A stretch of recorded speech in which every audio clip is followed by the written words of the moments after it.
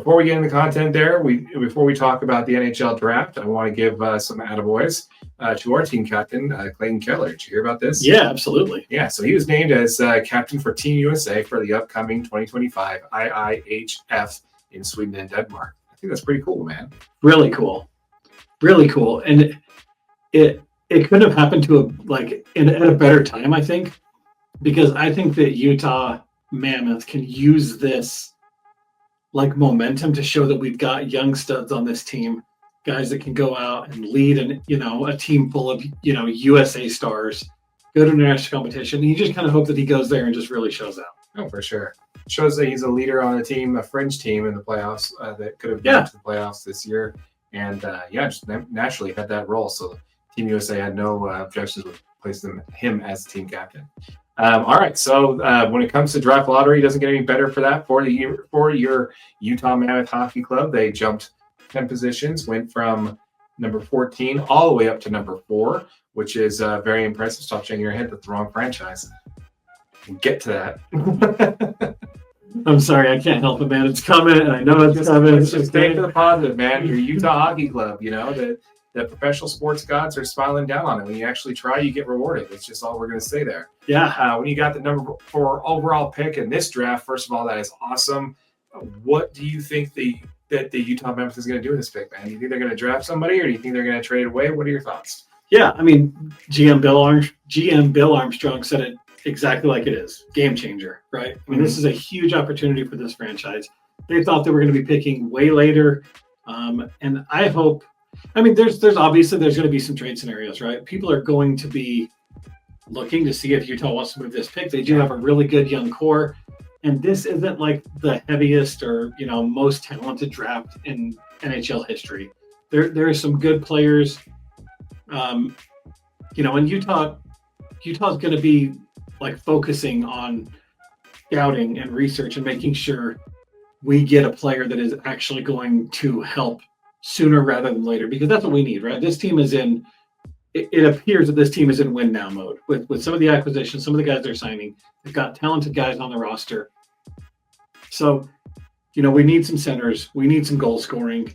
Again, there's no generational talent in this draft, but there are a lot of really high quality, prospects that can come in and potentially help us sooner rather than later.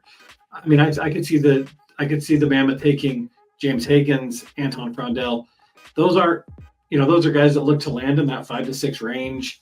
And then, some dark horse guys like Jake O'Brien or Roger McQueen's talented guys. Martone is probably one of my favorite guys. I don't know if he falls all the way to 4. Porter Martone is a really talented, wing player that is a great scorer. He's really an elite offensive player at 6'3", 207, and he's probably one of the more talented players in the draft. So I would be surprised if he gets to our spot. I think he'll probably be taken 1 through 3. Yeah, Porter Martone probably is going to be taken 1 through 3. I'm going to agree with you on that one. However, the Athletic has us picking him at number 4. Yeah. So again, right wing, which is something we could use. He is a powerful and physical player with a strong shot, and he's very competitive. Look to him having a very common, Logan Cooley-esque type role in his team. Yeah. So that's where I think that if the chances do get to that, I definitely see them taking him if he's still available.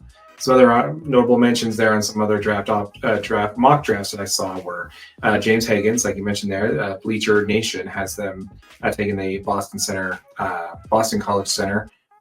Higgins is known for his playmaking ability, skating prowess, and his hockey sense. Some scouts have him compared to Clayton Keller.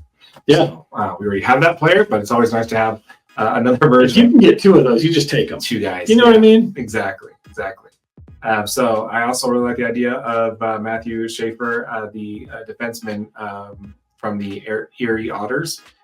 He's widely considered the top prospect in the draft, but like you mentioned, there's no real universal overall one. I think if there is one, it's going to be this guy.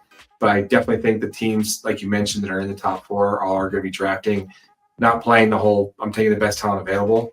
Yeah. It doesn't really seem to be a guaranteed number 1, number 2, yeah. number 3 type player. I think everybody's going to be drafting based off of their team's needs for both now and the near future. So yeah, and one thing is Schaefer could drop. He could fall down to 4. He did sustain a collarbone injury later in the year. So if he does fall, I mean, Utah's going to take that risk, man. I mean, the fact is, if you can add a top defenseman, and kind of bolster that blue line a little bit more, you're going to take that opportunity at 4 every single time. For sure. And Sportsnet actually has us taking Anton Frondell. You mentioned him as well. So yeah, lots of good players that are going to be taking advantage, that we can be taking in that 4 spot there. Let us know what your thoughts are in the comments down below, folks. Let us know what you think. Who do you think that the Utah Mammoth should be taking at that number 4 spot? Really want to hear from you, folks. Let us know what your thoughts are in the comments down below and where you think. And even if the Utah Mammoth should trade this pick and not use it, just go after in the trade spot, go after what they need. Because again, like you mentioned, I wouldn't necessarily say win now mode. I think it's more compete now mode. Yeah, I think they want to compete. I mean, the 3 things that really hurt this Utah team this year was not being able to hold a lead when they had it. That was a big problem. Yeah, winning on the road. Yeah, so another big problem for this team. And both of those things are just due to experience, right? Because you did have so many young players out there a lot of the time. The Sean Dursey injury in the middle of the season, it really kind of showed how valuable Sean Dursey was to this team. And then to lose him for that month and a half, to his injury, his undisclosed upper body injury, it showed that, when we had some of those younger players, we went through that stretch where it was just, like you said, you struggled to keep a lead, you struggled to win on the road. Those are things that young teams struggle to do. So if you can retain some of that talent, which we made some good signings and extended some guys, this team has a chance to really compete now. I agree with you. I think it's especially towards the end of the year. I think they finished 6-3 out of their last 9 games. They looked so much better. They were on a tear. That unfortunately, they were a victim of the greatest run of that was just insane. Yeah. So St. Louis Blues won 14 games straight or something crazy. It was like insane. Yeah. Yeah, unfortunately. But yeah, man, I really look forward to it, man. We want to hear from you folks. Let us know what your thoughts are in the comments down below. Looking forward to the offseason there. It's going to be a big deal for this Utah Mammoth club and see how we change things. But yeah, let's go ahead and jump into our next subject. Now, this is something we kind of dived into a little bit last week, and then we realized, it needs its own segment, so let's go ahead and kick the can down to this week, and that is changes to the Delta Center. Now, we could put this in our next segment when we talk about the Utah Jazz, but I figured this was a better fit here. Yeah. Because all the changes that are being made regarding the hockey club. So yeah, because the Delta Center was already legendary for basketball. Yes, exactly. All right, so let's go ahead and talk about the first thing is going to be capacity, right? Mm-hmm. On the hockey games, we're going from 11,000 to 17,000 once renovations are complete. Yeah. I mean, that's current hockey capacity, like I said, 11,131. They're going to go to approximately 17,000 once renovations are completed. And the big thing is you're improving all the sight lines for all these seats that you're adding, right? You're adding 6,000 seats that there's no obstructed views. Every single seat in the lower bowl has a full view of the ice, which is insane. That's absolutely needed. And these changes are coming with some pretty extensive work that's being done on the infrastructure. Yeah, so we're working with a Michigan-based company, Stage Right, to engineer 29 retractable rows and extend all the way from the third concourse all the way down to courtside, which is pretty impressive.